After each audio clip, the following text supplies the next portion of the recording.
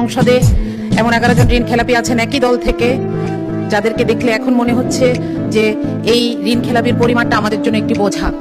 আমি যদি আপনাকে সংখ্যাটি বলি, এই বাজেটে ঋণ খেলাপির আমাদের মোট পরিমাণ 6,44,000 কোটি এবং করের পরিমাণ 6,95,000 কোটি। মাঝে মধ্যে মনে হয় যে এই বছরটা যদি আমরা এই ঋণগুলো ফেরত পেতাম, আমরা অন্তত একটা বছর করবিহীন জীবনযাপন করতে পারতাম। মাননীয় স্পিকার, এই ঋণের এই যে রাজস্ব আদায়ের লক্ষ্য, এটা আদায়ে এনবিআর 30 বার ব্যর্থ হয়েছে। তারপরও আমরা এবার একটি অবাস্তব প্ল্যান এনবিআর এর উপর চাপিয়ে দিয়েছি, যেটার কোনো ইনফ্রাস্ট্রাকচার এনবিআর এর নাই।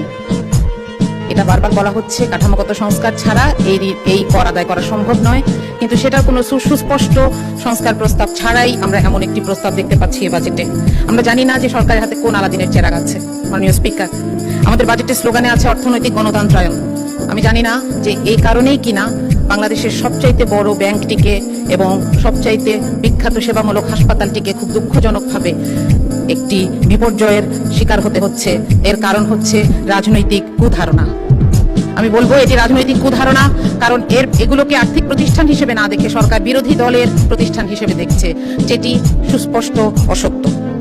মাননীয় স্পিকার, গতকাল আমি একটি ফোন কল পেয়েছি। একজন মা আমাকে ফোন করেছেন, উনি সম্ভবত কোথাও থেকে আমার নাম্বার পেয়েছেন। উনি কাঁদছিলেন, উনি বেসরকারি চাকরি করেন। তিনি বলছিলেন যে আপা, আপনি সংসদে একটু বলবেন যে প্রধানমন্ত্রীকে আমরাও ভোট দিয়েছি, কিন্তু আমাদের জন্য তো কোনো নির্দেশনা নাই। আমি নিজেও এখানে আসার আগে একটি বেসরকারি চাকরিতে ছিলাম। আমরা জানি কি অমানবিক আচরণ এই বেসরকারি চাকরিদের সাথে করা হয়। তাদের জন্য এখানে কোনো নির্দেশনা নাই। আমি আশা করব যে সরকারি পে স্কেলের পাশাপাশি বেসরকারি পে স্কেলের ব্যাপারেও কিছু নির্দেশনা আসুক। এটার অভাবেই সরকারি চাকরিতে চান্স পাওয়ার জন্য এই ঘুষ বাণিজ্য, নিয়োগ বাণিজ্য হয়ে থাকে।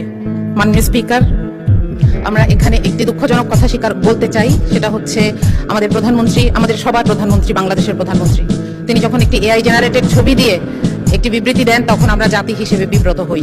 আমি আপনাকে অনুরোধ করব, আপনার মাধ্যমে প্রধানমন্ত্রীকে অনুরোধ করব এই ব্যাপারে তাকে যারা ইনফরমেশন দেন তাদের সাথে এই ব্যাপারটি ক্লিয়ার করে নেওয়ার জন্য। মাননীয় স্পিকার, আমি একটু শিক্ষা বাজেট নিয়ে বলতে চাই। আমি একজন শিক্ষক, সেই জায়গা থেকে আমি একটু শিক্ষা বাজেটের ব্যাপারে কথা বলতে চাই। প্রথমত, এখানে 5%-এর একটি কথা বলা হয়েছে যে এটি ধীরে ধীরে অর্জন করার চেষ্টা করা হবে, কিন্তু এটা কোনো টাইম বাউন্ড রোডম্যাপ নাই। দ্বিতীয়ত, আমাদের সমস্যা কিন্তু বরাদ্দে নয়, আমাদের সমস্যা হচ্ছে সক্ষমতায়। আমরা গত বছরের সম্পূরক বাজেট দেখছি, যেখানে 100 টাকা বরাদ্দ ছিল, আমরা হয়তো 97 টাকা খরচ করতে পেরেছি, কিন্তু তারপরেও আমরা আগামী বছর কেন 110 টাকা খরচ করার পরিকল্পনা নিয়েছি, এটা আমার কাছে পরিষ্কার নয়। এখানে কিছু ভুতুরে বরাদ্দ আছে। শিক্ষা মন্ত্রণালয়ের 3টি অংশ মিলে যে বাজেট, সেখানে 14,000 কোটি টাকা বাড়তি চাওয়া হয়েছে। আমরা জানি না এই গ্যাপটা কি দিয়ে পূরণ হবে, অর্থাৎ এই টাকাটি কোথায় খরচ হবে। বাংলাদেশে কওমি শিক্ষার মতন একটি ঐতিহ্যবাহী ধারা নিয়ে বাজেটে কোনো নির্দেশনা নাই। মাননীয় স্পিকার, এই যে বিভিন্ন ধরনের বিভিন্ন ডিসিপ্লিন আছে আমাদের দেশে, সেগুলোর ব্যাপারে সুনির্দিষ্ট নির্দেশনা দরকার বা পলিসি দরকার। যেমন আমাদের বিশ্ববিদ্যালয়গুলোকে বলা দরকার তারা যেন স্বায়ত্তশাসিত হয় এবং নিজেদের পয়সা নিজেরা জোগাড় করে। এটা কোত্থেকে জোগাড় করবে? তাদের গবেষণার মাধ্যমে, মানুষের সমস্যা সমাধানের মাধ্যমে জোগাড় করে, যেভাবে সারা পৃথিবীর বড় বড় ভার্সিটিগুলো চলছে। আমাদের যদি এখানে আমরা বলি যে আলিয়া মাদ্রাসাকে বলি যে আপনারা মান উন্নয়ন করেন, আমরা আপনাদেরকে এমপিওভুক্ত শিক্ষা প্রতিষ্ঠানগুলো সমান পয়সা দিব। আমরা যদি বলি যে জাতীয় বিশ্ববিদ্যালয়কে বলি আপনারা এমপ্লয়মেন্ট তৈরি করেন, আপনাদেরকে আমরা ভর্তুকি দিব কিংবা আপনাদেরকে আমরা বরাদ্দ দিব। এভাবে তাদের সামনে সুনির্দিষ্ট লক্ষ্য ঠিক করে দেওয়া প্রয়োজন মাননীয় স্পিকার। সুতরাং এখানে শিক্ষা বাজেটে বিশেষ করে আমাদের আরো বেশি স্পেসিফিক এবং বিস্তারিত বাজেটের নির্দেশনা প্রয়োজন। সবশেষে